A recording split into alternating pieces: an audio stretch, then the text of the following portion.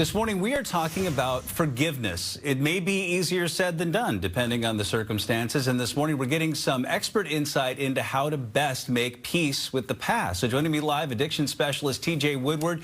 TJ, good morning to you. Good morning. So honored to be here and talk about one of the most important topics we can discuss. It is a toughie. So start out by telling us the concept of true forgiveness and what that means. Well, I think when we talk about forgiveness, we often look at it through the lens of good and bad and right and wrong. In other words, if someone has done something that we think is horribly wrong, it makes forgiveness very difficult. Or maybe we've done something that we think we can just never be forgiven for. So true forgiveness is really about a shift in the way we're viewing the incident, much less about what happened. And many of us think if the person will just apologize, I can be at peace, but it really doesn't work that way. So how does it work?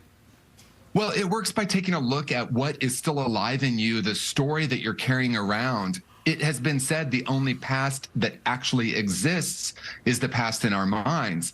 It doesn't mean we're going to pretend like something didn't happen or something wasn't painful. It's not about letting someone off the hook or not. It's about realizing that we have a story that we continue to regenerate over and over and over again. That's what's causing the pain. So we can actually go back to the story and actually change our conclusion about what happened and therefore start to make peace. Gotcha. Okay, so when it comes to forgiveness and we get complete with what happened, what actually happened, tell us what happens when we release our hold on right or wrong in that situation.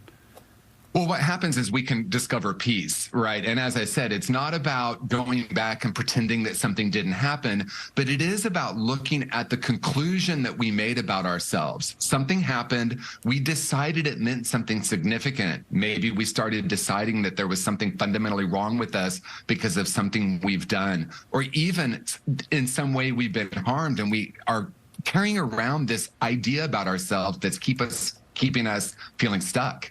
So what questions should we ask ourselves to help us down the path of forgiveness?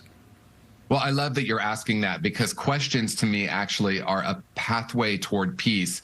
A question might be, what story am I still carrying around about this? What would it feel like if I were to make peace with this? Another question you can ask is, regardless of what has happened, is it possible for me to make peace? And if the answer to that is yes, then what would be required for me to move beyond the story? Because that's really what it's about. It's not about hoping the person is going to finally admit what they've done. It really is saying to ourselves, what story am I carrying and what else is possible here? Is there some kind of a silver lining when it comes to transgressions in our lives? Well, I think we can make a silver lining out of anything. I don't necessarily think an event that's painful comes a gift. But I do think we can look back at our lives and see things that seemed really horrible at the time and realize that they actually ended up being something really positive in our life. What we're not saying is it wasn't painful or what someone did was okay or what I did doesn't need to be repaired in some way. But what we are saying is, what if it actually could be a doorway into having more awareness about ourselves in the world? And in that way, we can say even something painful can be actually a threshold or an entry into a new way of being and seeing. Some really great insight. As always, addiction specialist TJ Woodward, thank you so much for joining us. We appreciate it.